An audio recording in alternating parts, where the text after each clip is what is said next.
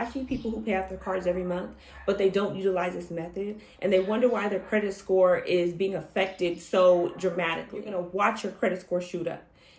Welcome in YouTube. If you clicked on this video, chances are you've been struggling with, why is my credit not moving? I'm doing everything right. What can push me to the next level?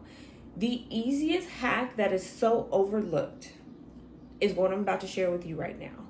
Now, it does take people time to get this one right. I've taught this to people, and it takes them about maybe 3 or 4 billing cycles of your credit card to get this one right. It sounds easier than it is for most people, and it's scarier than it should be for others. There's really no in the middle, but I'm here to bridge the gap. The easiest way to raise your credit score up to even 100 points, between 30 and 100 points, is to understand your utilization. Not only understand your utilization, but utilize your utilization. Now, what that means is the utilization on your credit report is basically defined by your credit card use. Say you have $10,000 in credit.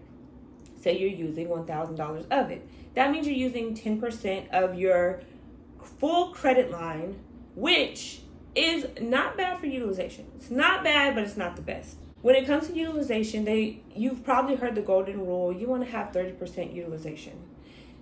30% for me is personally too high. I like to keep mine at 1%. 5% at max, but on a good day, I'm at 1%. On most days, I'm at 1%. Credit card companies preach to you that you want to be at 30% because here's the facts. If you have $10,000 in credit, if you are using $9,000, you're going to look at your statements. You're most likely going to be paying interest, and you're going to say, oh my God, I'm in over my head. I don't even want to use credit anymore. I might even just let this go. Credit card companies do not want you to get to that point because then they're not going to get paid. Get down to 50%. You're still getting closer to that mark where you may not want to pay them anymore. When you get to 30%, you're at a point where you can look at it and say, oh, it's not too bad. Okay, yeah, if I just pay the minimums, I can pay this off. And you don't really notice the interest. So you're feeling good. Credit card companies are getting paid over the long run. This is the sweet spot for credit card companies. Now, when you want to be approved for something, I personally, if I'm going to go for approval and I come to you with 1%, you're most likely going to give me everything I want. Depending on the other factors of my credit, but this is one of the biggest ones. If I come to you with 30%, 25%, 15%, you're going to say, well, it's not that good. We'll still approve you, but we're not going to give you the best rate that you could have gotten. We're not going to give you the best interest rate. We're not going to give you the best credit limit that we could have given you if you were at like a 5 to 1%. So that's why I like to keep mine at 1% because you never know when you're going to need to get a new car and you want to have a very low interest rate. Or when you want to get a new credit card, you want a really high credit limit. Or if you want to get a personal loan, and you want to get a low interest rate as well. So now the easiest way for you to keep your utilization down, which is going to shoot your credit score up at least 30 to 100 points, if not more, we need to focus on statement date versus due date. Due date is the day that the credit card company, they'll send you a bill and it's going to say minimum payment is due on the 25th, right? You need to pay it by the 25th to satisfy the credit card company that they've gotten their money. You're not delinquent. You're not trying to run off. And they're hoping that you're not paying it in full because they want to make a little bit of interest, right?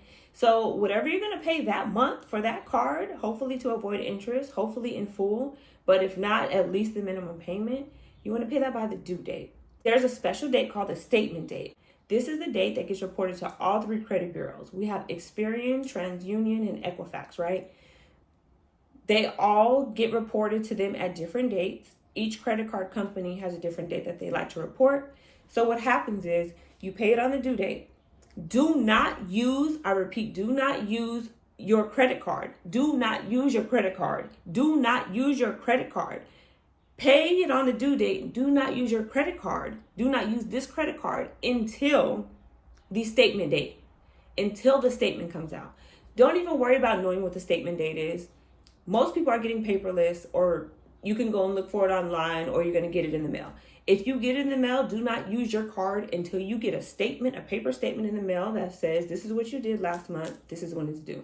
If you get electronic statements, do not use that card until you get an email that says your statement is ready. Or if you're a little antsy and you need to use a card because you may have only one card, which is a good reason to have at least 2 cards, which is very, very minimal. You can go ahead and log into the app of the card or log in online, and you can actually look and see if the statement is available. Once the statement is available, go ahead, feel free to use that card again. Because what happens is, say you spent $7,000 this month say you have one card, you spent $7,000 out of the $10K that you have. What's going to report if you do not pay that down by the statement date is that you've used 70% of your credit line. You might not even be paying interest. You could be paying this off every month. I see people who pay off their cards every month, but they don't utilize this method, and they wonder why their credit score is being affected so dramatically. All you have to do is make sure that your statement reports at, I would say, 1 to 5%, right? That's going to be reported to the credit bureaus, and you're going to watch your credit score shoot up. If you've ever tried this method, go ahead and drop a comment below and let me know how it went for you. Apple is the only card that I've seen so far that you pay them on the 31st, the last day of the month, for the Apple card, and you have a statement the very next day. That's the only card that I've seen with that feature.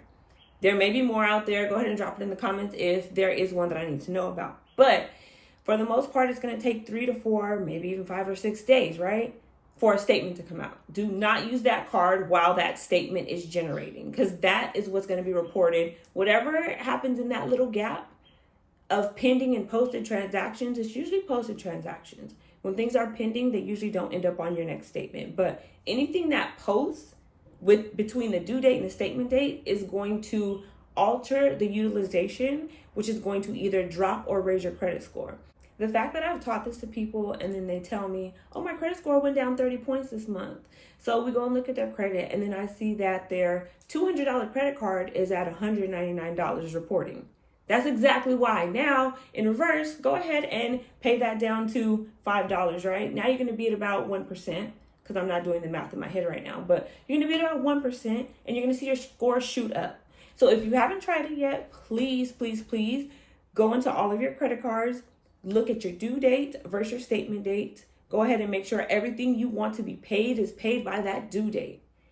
Then before that statement comes out, you're going to be using a different card for those 3 to 4 days, right? And this is the perfect example as to why you want to have at least 2 credit cards for that reason, who have 2 different due dates on 2 different times of the month, where you can utilize one card while the other one is preparing a statement. Go ahead and try this on all of your cards. Come back to the comment section after a month. Let me know if your score went up, because it most likely did. If it didn't go up, there are other factors, and those other factors will be discussed in later videos. So please tune in to my next video. My next video is going to be on car shopping. What to do when you're going to buy a car. Now, why I'm going in this order is so dramatically different. They both, utilization as well as car shopping, deals with credit, but I'm finding myself having to help a lot of people with how to go about car shopping, because I've done it plenty times, and I do it well. So if you haven't subscribed to the channel, please do so now. Don't forget to like, comment, and subscribe here. Hype up this video. There's so much more to come. You have no idea.